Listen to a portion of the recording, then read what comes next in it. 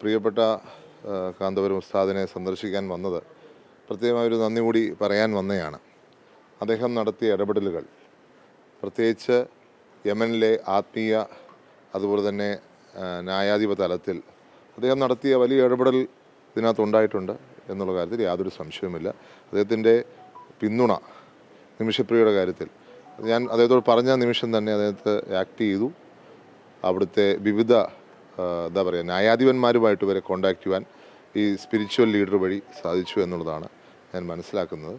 അപ്പോൾ അദ്ദേഹത്തിൻ്റെ വലിയ ഒരു ധാർമ്മികമായും മാനുഷികമായിട്ടുള്ളൊരു പ്രവർത്തനം ഇതിനകത്തുണ്ടായിട്ടുണ്ട്.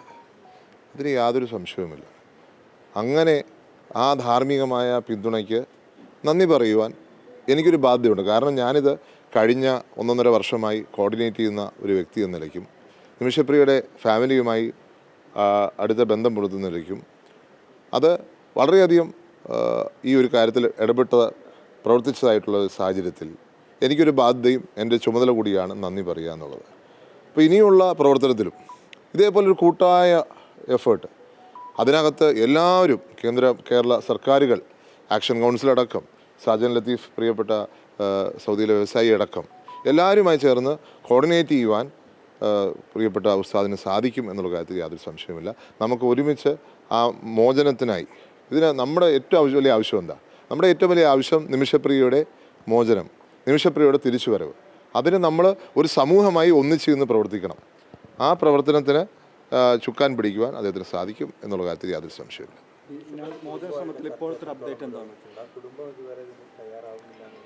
നമ്മൾ അതിലേക്കൊന്നും ഞാൻ ഈ ചർച്ചയ്ക്ക് നമ്മൾ ഈ ചർച്ച എനിക്ക് തോന്നുന്നു ഇവിടെ വെച്ച് അവസാനിപ്പിക്കുന്ന നല്ലതെന്ന് എനിക്ക് തോന്നുന്നു. പബ്ലിക്കായിട്ടുള്ള ഡിസ്കഷൻസ് വേണ്ട.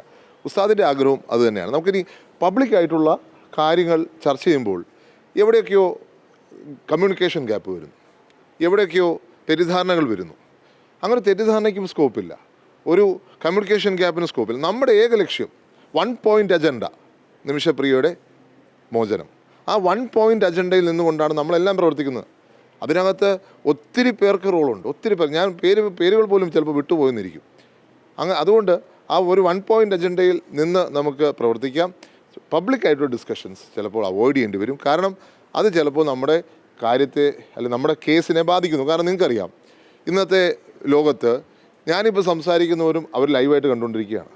ലൈവായിട്ട് കണ്ടുകൊണ്ടിരിക്കുമ്പോൾ തന്നെ അത് ട്രാൻസ്ലേറ്റ് കൊടുക്കാൻ ആൾക്കാരുമുണ്ട്. അതുകൊണ്ട് ഇത് ഒരു ഇഷ്യൂ ആയി വരുന്ന ഒരു സാഹചര്യത്തിൽ നമുക്ക് അങ്ങനെ ഒരു പ്രശ്നം ഉണ്ടാകുന്ന ഒരു തലത്തിലേക്ക് ഒന്നും നമുക്ക് ചർച്ചകൾ വേണ്ട. ഇതിനകത്ത് ഇടപെട്ട എല്ലാവരോടും കാന്തപുരം ഉസ്താദ് അടക്കം, അതിന് ഗവർണർ അടക്കം, അതിനായ സാജൻ ലത്തീഫ് അടക്കം, ആക്ഷൻ കൗൺസിൽ, നമുക്കറിയാം ആക്ഷൻ കൗൺസിൽ കേസ് വരെ കൊടുത്തിരിക്കുക. ഇത് നടപ്പിലാക്കണമെന്ന് പറഞ്ഞുകൊണ്ട്, കാര്യങ്ങൾ ചെയ്യണമെന്ന് പറഞ്ഞുകൊണ്ട്, കേന്ദ്ര സർക്കാരിന് ഇൻസ്ട്രക്ഷൻ കൊടുക്കണമെന്ന് പറഞ്ഞുകൊണ്ട് ആക്ഷൻ കൗൺസിൽ കേസ് കൊടുത്തിരിക്കുക.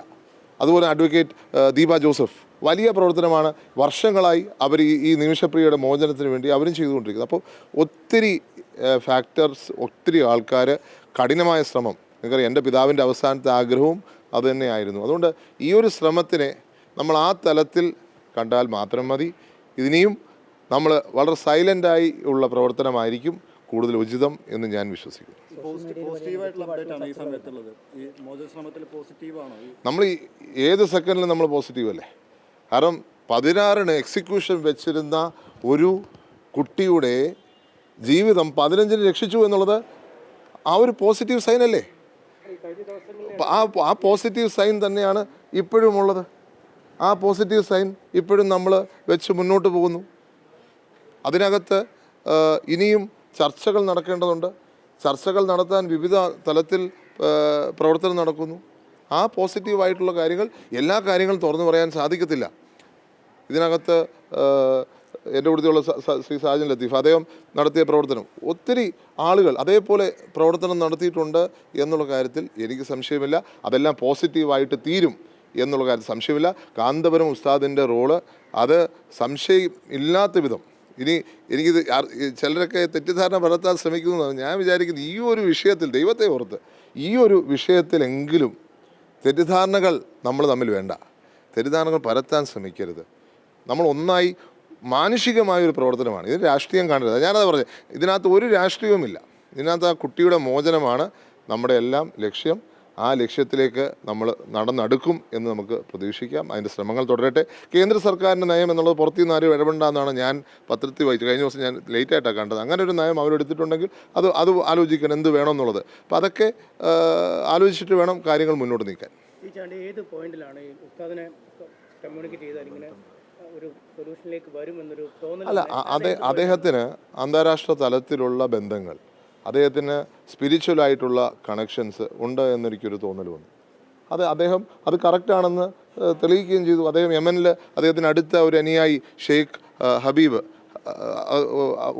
അങ്ങനെ ഒരു ഉമർ, അദ്ദേഹവുമായിട്ടൊരു ബന്ധമുണ്ട് എന്നുള്ളത് അപ്പോൾ തന്നെ തെളിഞ്ഞു വന്നു. അപ്പോൾ തന്നെ അദ്ദേഹമായിട്ട് കമ്മ്യൂണിക്കേറ്റ് ചെയ്തു. അദ്ദേഹം പലരും ആൾക്കാരും അവിടുത്തെ ലീഗൽ സർക്കിൾസിൽ ജഡ്ജിമാരടക്കം, സുപ്രീം കോടതി ജഡ്ജസിനടക്കം അത് കമ്മ്യൂണിക്കേറ്റ് ചെയ്തു.